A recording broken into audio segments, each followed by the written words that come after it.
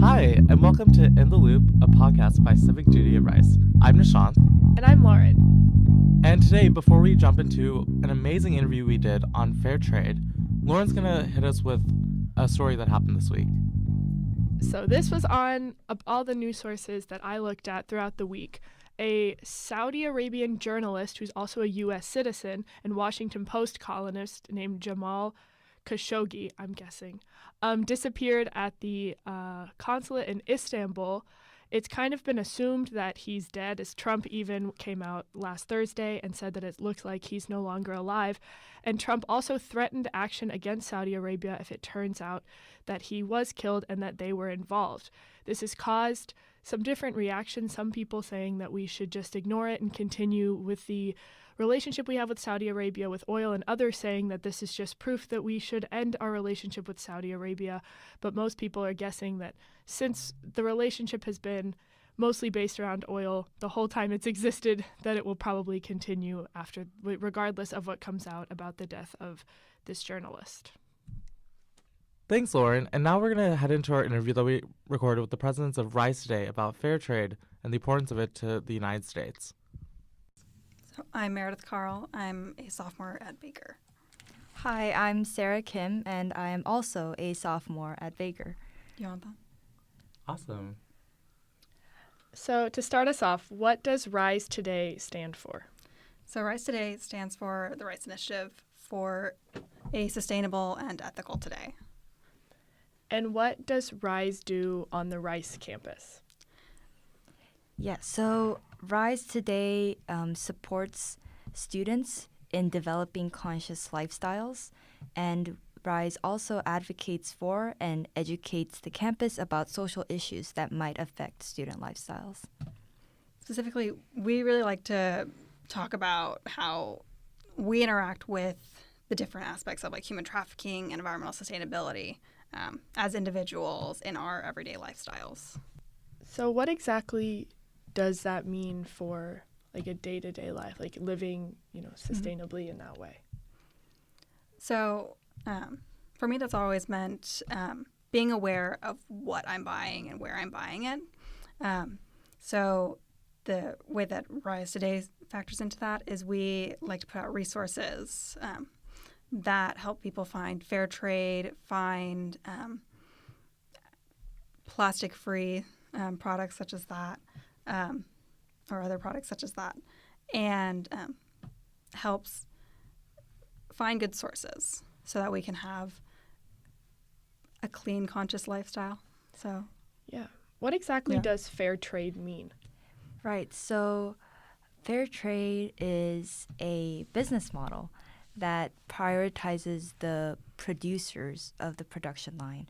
So these producers could include farmers, factory workers, the sellers, means of production, and the quality of the products themselves. And so there's a fair trade certification that certain brands and companies can receive and earn. And this certification ensures that the producers are paid fair wages when they work. And also, this business model didn't start off as a simple business model.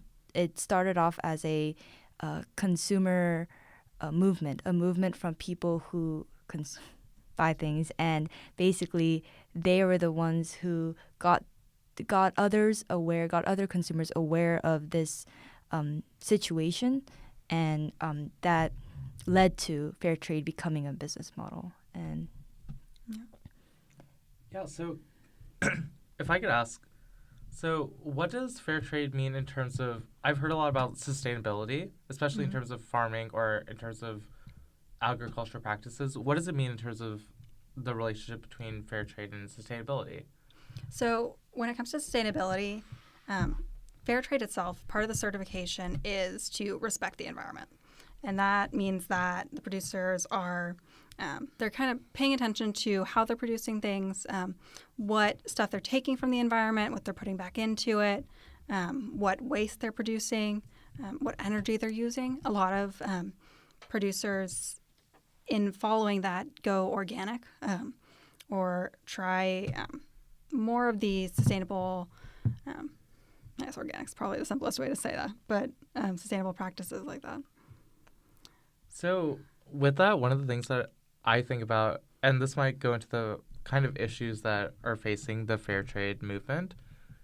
Whenever I go to a grocery store and I think about organic products, I almost immediately think about a higher price, whether or not I'd be turned off. Because obviously, especially in terms of like being a college student, I'd love to have more ethical buying practices. I'd love to buy organic food all the time, but especially if I live off campus and I'm already paying tuition, I guess this specific challenge about is it really that much more expensive, or any other challenges that you see facing the fair trade movement in terms of buying maybe a cheaper product that isn't as ethically sourced?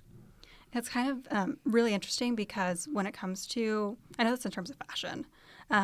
In terms of fashion, it actually, if we paid everyone a fair living wage and the producer or the sellers put all the price on the price of the object, it only increases it by 1%. So if you're buying a typical apple, I'd say that's probably $1.50 for a nice large apple. So that's probably only going up, let's say that's a cent, pretty much 2 cents. Really? So yeah.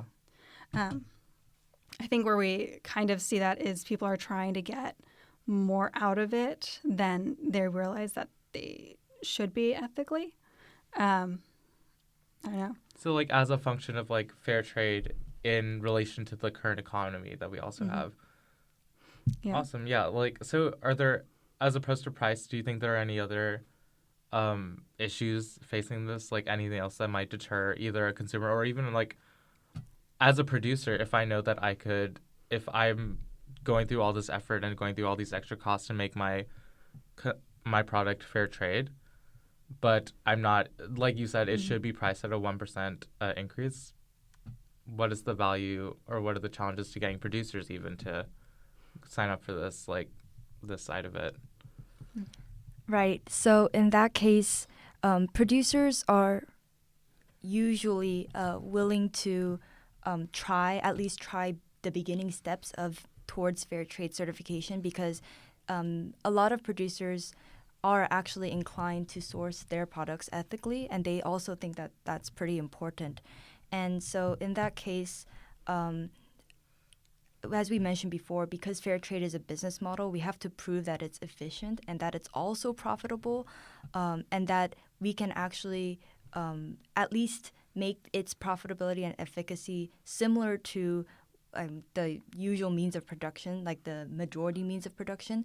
And at the same time, we have to basically get it out there that not only is it similar efficacy, but also it ethically sources our products. Our workers are always getting fair wages, always working in like normal or even great conditions, and they're not being exploited in any way. And I think those merits really can move this forward if more people begin to know about it.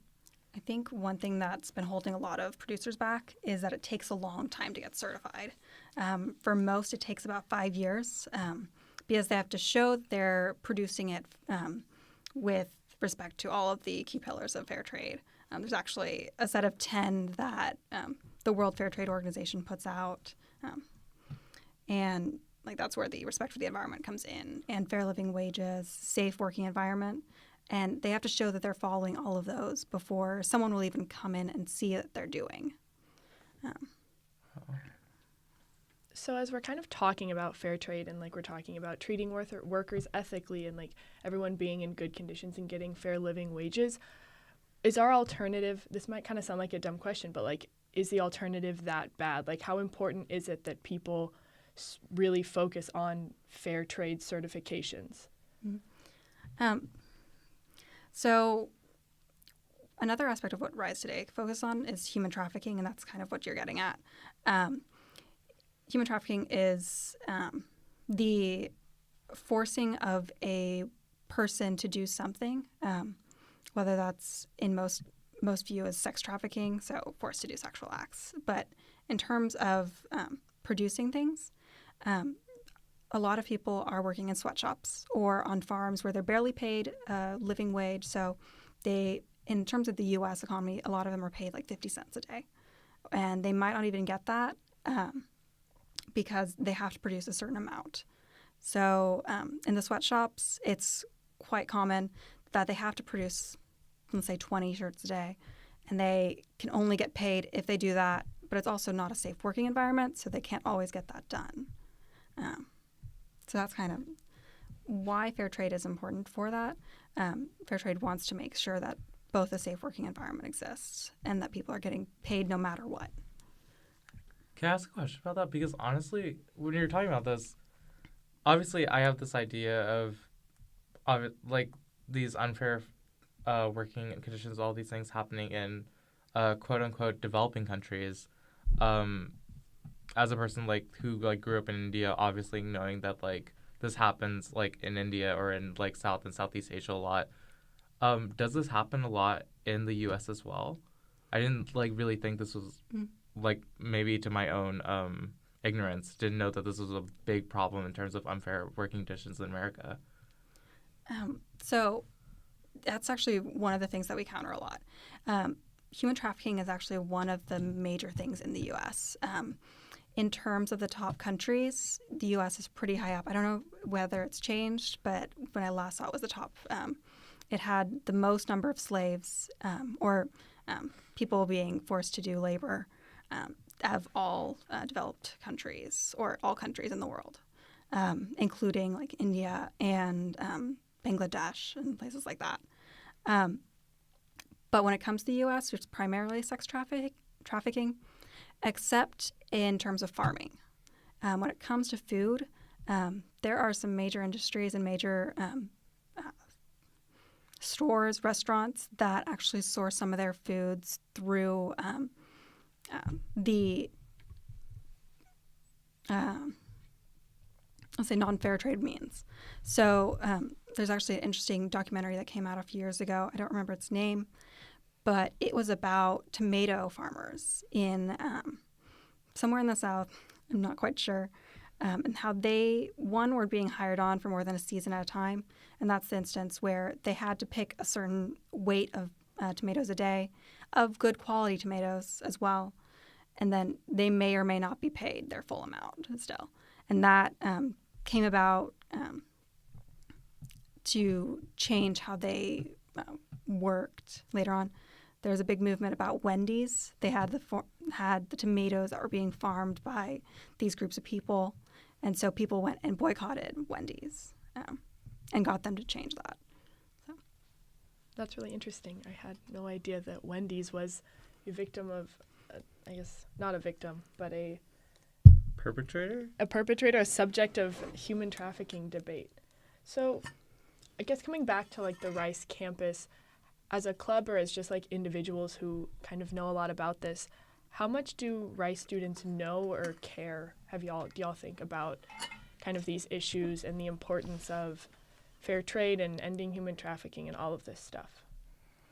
Yes, so if you, for example, let's say Meredith and I were talking about something fair trade related in some commons, then some person who is overhearing the conversation or is sitting near us might ask, what is fair trade? And usually that question is actually very common. Like when we just talk about it, people just have usually, most times actually they've heard the phrase fair trade, but they just don't know what it is. And in that case, it's a very nice setup for us to explain to whoever that was what fair trade is.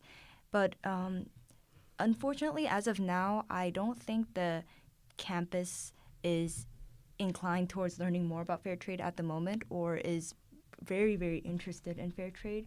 So I guess in the near future, one of our goals as a club and an student organization is to introduce the Rice campus to fair trade. Yeah. Are there like programs or businesses on campus right now that already are looking or sourcing fair trade stuff? It's actually quite interesting that a lot of the stuff we source is fair trade or local, which goes a long way to doing it. All the coffee on campus, the Cat's Coffee, is fair trade. Coffee House I believe, only sells fair trade coffee as well. It's pretty much the same brand, but they have a few different versions. So, and also our bookstore, our campus store, sells a fair trade brand, a clothing brand, which is, yes, that's also fair trade. there's not many products by it, but I mean, it's a start, and hopefully, as awareness gets out and people understand the feasibility of this, because honestly, even before this conversation, I didn't know that fair trade referred to a business model. Yeah. So as this business model becomes more feasible and becomes more tried and tested, I really hope, especially on a campus that's trying to be more innovative, we come about it more often. So I know that y'all have an event coming up that honestly we'd love to talk about, and like we'd love to learn more about, and hopefully I will be there, and I think Lauren's gonna go too, so let's talk about it. yeah. So next Saturday, October 27th, we are hosting a Fair Trade Festival. We are bringing in several organizations and various vendors to kind of teach and sell their products to the campus community to introduce what the main goal of Rise Today is right now. Yeah. So, for example, we are supporting local businesses such as A Second Cup, Ona Missions, Threads, and Hands of Faith, Fair Trade Ministry, and a few others that we aren't able to list right now, and organizations such as United Against Human Trafficking. And they will be coming, and it will be like a tabling booth set up in the Brown Garden, which is across from the coffee house, and Farnsworth Pavilion from 1 to 4 p.m. And it will be a great time. People can obviously purchase fair trade products. They can learn more from the vendors themselves, who will know a lot more about their specific sources. And it will be a good time. We hope, yeah. That sounds like honestly a really amazing opportunity, and especially as a person who wants to get to know more fair trade options off campus, would really love to go to this type of event. So besides going to this event, obviously this is a great starting point, and it's a lot of great exposure for people to this movement. What can people do afterwards to keep up their efficacy in terms of what they're buying and in terms of what they decide to put their money towards and put their support towards in the business scope? Well, I think the first thing I would say is that they should pay attention to what we are doing as Rise Today, because the festival is actually a part of a larger project that we're working on called our Fair Trade Campaign. We're working with a national organization called Fair Trade Campaigns that runs various projects all over the country, many different universities, cities, churches, high schools. I think there's even a few middle schools that have done these.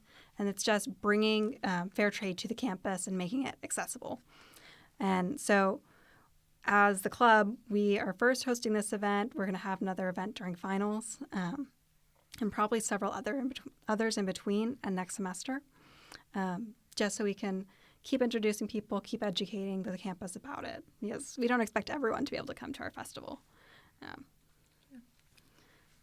And just, I guess, as people come to our festival and also start thinking about it, they will perhaps maybe the next time they go to a grocery store or go to a shopping mall, they'll be like, oh, where is my t-shirt coming from? Or where are my apples and bananas coming from? And I think that can be very nicely and easily incorporated into their daily lifestyle. Mm-hmm. Yeah. So for those of us who want to start being a little more conscientious about where we buy stuff, do y'all have any, I mean, this is more for clothes than food, but like any favorite fair trade brands or like stores that you know do a more conscientious job of stocking their merchandise? Mm-hmm. I'll actually comment on, you said not food. Actually, Kroger and Target are some of the primary places where you can find fair trade easily. Kroger itself has over 300 fair trade items in their Simple Living, I think. It's one of their simple brands. And those are all fair trade products. You can get things from coconut shreddings to their apples. You can do that.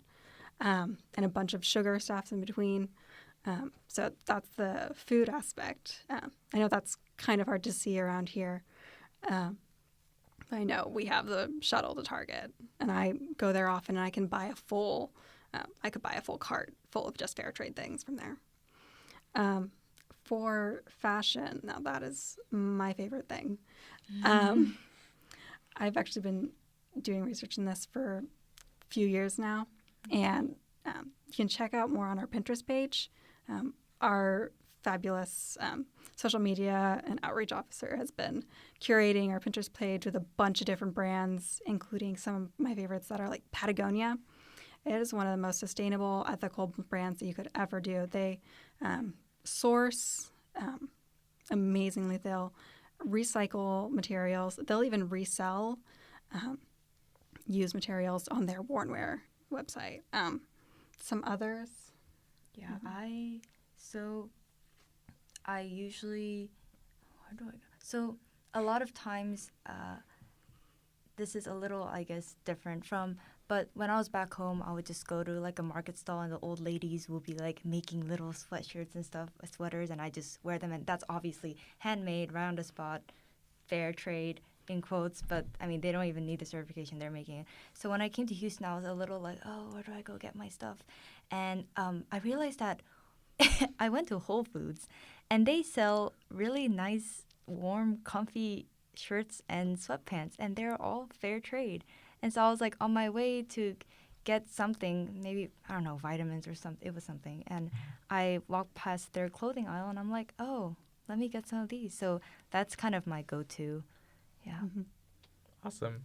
So as we come to kind of the close and the call to action part of our little podcast, what are the top facts that you want people to know? If I was only going to know 3 things about fair trade, what would you want me to know? And then how can we get more information either from you or for any like source that you would like us to go to get more information on this movement? Challenging us. Let's see. We're see exactly what you Top. know. Yeah. Top 3 things. I don't know the exact numbers on this, but fair trade, since it's in its beginning, has increased so much that you can find it in pretty much every sector that you want to buy something in. The only one that hasn't really been reached out is technology. But my favorite thing on that is there's a phone called the Fairphone that's in Europe, but not the U.S. yet. I've been really wanting them to come over here so we can use it.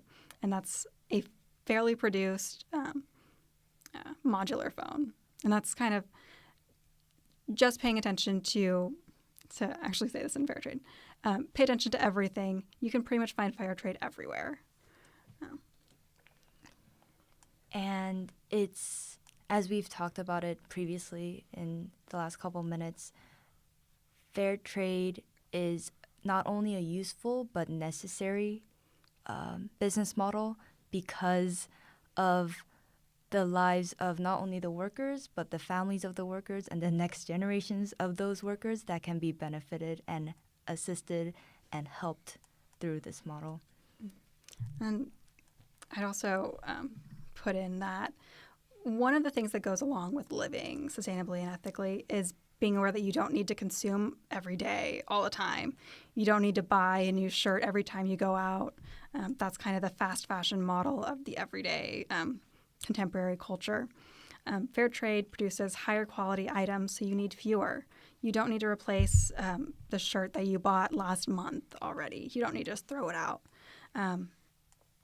And a lot of times you can even give away what you've already been using long down the road, or wear it out so that you could use it maybe as a rag or something like that. Yeah.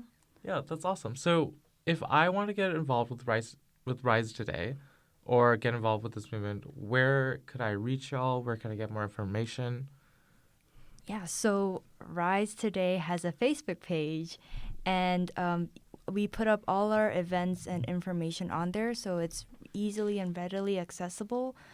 We will also be continuing to develop our Instagram account, as well as maybe some other social media platforms in which people can get connected to us. Yeah, get some more facts. Exactly, everything. and we will be advertising all of our events all over campus, so any student who walks by our posters can definitely also attend the events as well. Awesome. And if you give us like one more reminder about any details about the fair trade, festival that's happening coming up? Really just come by Farnsworth or Brown Garden from 1 to 4 p.m. next Saturday. It's going to be really fun. We're going to have so many different things to use, Yeah. to try out. October 27th. That's the date. All right, well, Yeah, awesome. yeah, thank you all so much for coming, educating us a little bit on fair trade. We can't wait to join you guys next Saturday. And in the loop, listeners, this is a reminder that midterms are coming up, and in fact, early voting in Texas starts tomorrow. So now that you're feeling ethical and conscientious, also feel a little civically engaged. Thank you. So that was our interview with the presidents of Rise Today. That was an amazing time, and I know that as a person who thought I knew what fair trade meant, I learned so much. So now Lauren's going to help us by plugging some important information that we'd love you to check out. Yeah, so if you learned as much and are as interested as we are in Rise Today, they're on Facebook, Instagram, and Pinterest. Just look up Rise Today. Also, of course, follow us. We're on basically all social media now at In the Loop, Facebook, Instagram, Twitter, all of it. Follow us for updates on our episodes and for just, some things that maybe we find interesting, and just to let us know what you want us to talk about. And finally, it's us from Civic Duty Rice, reminding you that midterm elections are November 6th, and early voting in Texas starts tomorrow on the 22nd. Reach out to us or any of the Civic Duty Rice people if you need help or information on how to get out and vote. Thanks for listening. Bye. Bye.